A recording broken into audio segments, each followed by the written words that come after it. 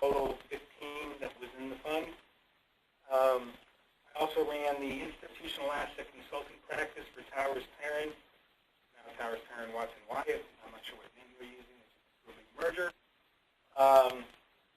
And I also ran the investment programs at Lincoln Financial Advisors, which is analogous to what Kovac is doing as an independent. LFA is a subsidiary of Lincoln Financial Group. How I connected with FDX was I was a customer at Lincoln, built one of the first unified managed household programs back in 2002-ish, something like that. And after that got designed using FDX, I ended up joining the firm. So that's enough about me and the team. Let's talk a little bit about PPS, and I'll take you through the brochure, or at least parts of it, in a minute. But this one slide summarizes really what you get. It's a principle-based investment program, the key principles being diversification, goal-based asset allocation, multi-manager portfolio construction, ongoing monitoring and risk management with respect to the managers, and I'll get into some of this stuff, systematic rebalancing, and a tax-aware implementation. As Ryan mentioned, we have both taxable and tax-deferred implementation.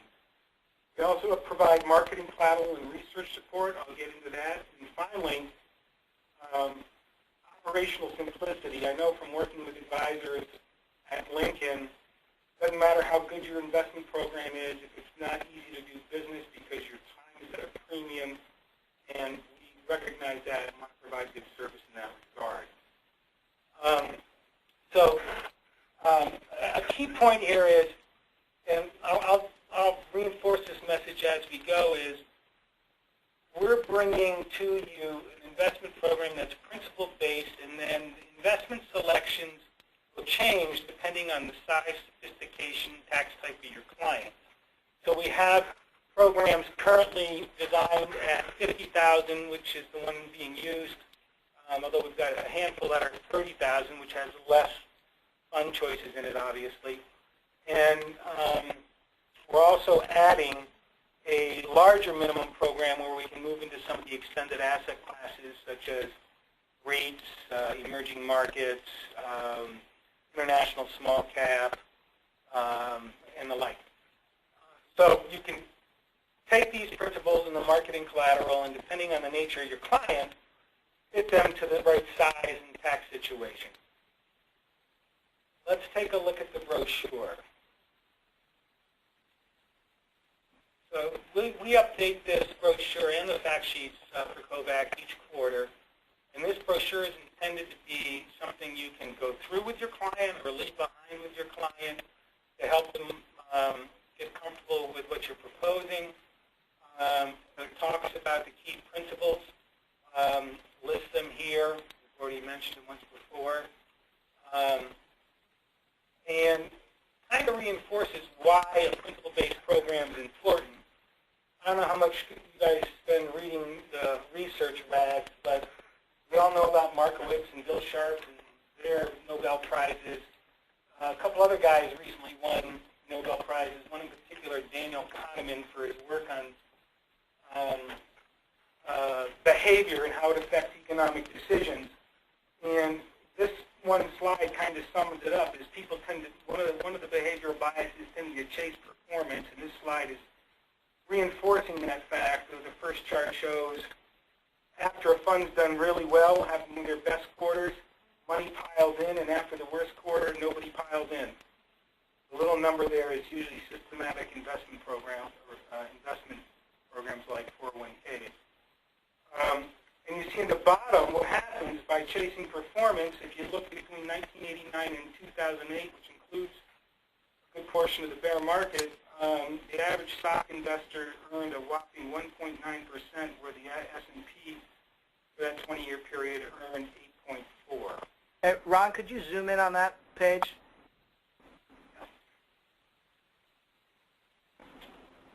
This is the first chart. There we go. And here is the second chart.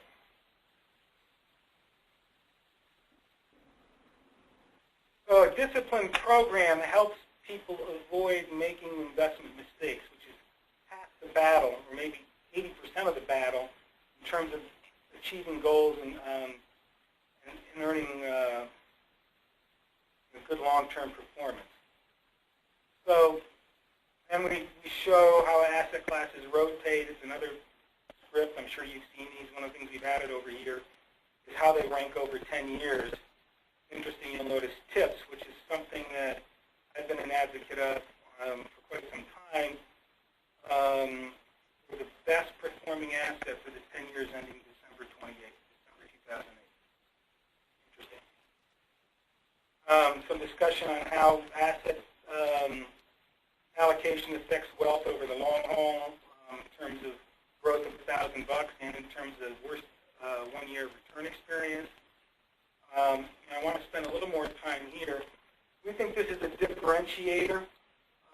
There's a number of wrap programs out there I've seen. I saw tons of them when I was at LinkedIn as an internal guy running a bunch of different, bringing in different investment programs, running investment programs. And typically you end up with a process where you get one fund per asset class.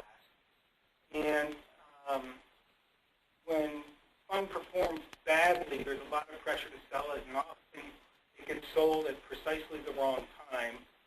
And your performance is not as stable by only having a single manager per asset class. So we designed the PPS program to have at least 2 managers per asset class in the 50K program. And the reason for it is shown in this panel, and I'll widen this if you can't see it. Let me just do that. What I have here is that 2 international managers, and this is being shown. This is the technology bubble, 1999, 2000. But you had one manager who obviously was more value tilted and was getting creamed during the peak of the bubble.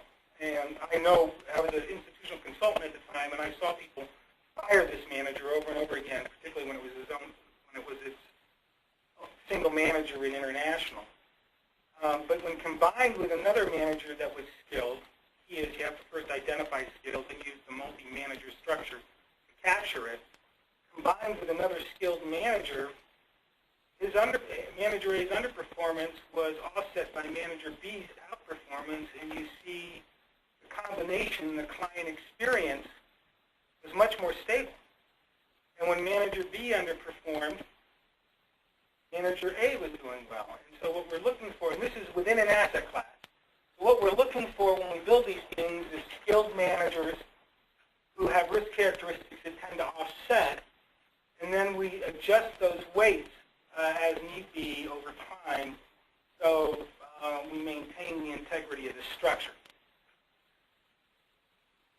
Now, as we move along and say, okay, well, you got the structure set up here, then you need to monitor it on an ongoing basis. I have a gentleman here who runs a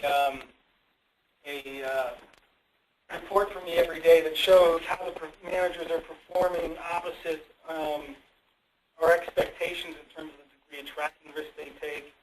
We don't act on that on a daily basis, but we look at the cumulative results relative to tracking risk, and it's an early warning indicator, and have us focus on those managers where they're performing too well as well as performing badly, because performing too well, if they're way beyond expectations, suggests it might be in for a mean reverting process, and we need to dig into that and decide if we want to change a manager weights in our structure or replace a manager. As part of that, we also look at the managers in terms of their stated investment philosophy and style, and then look at their actual portfolio behavior over time, and if the behavior is inconsistent with the stated style, that's a flag.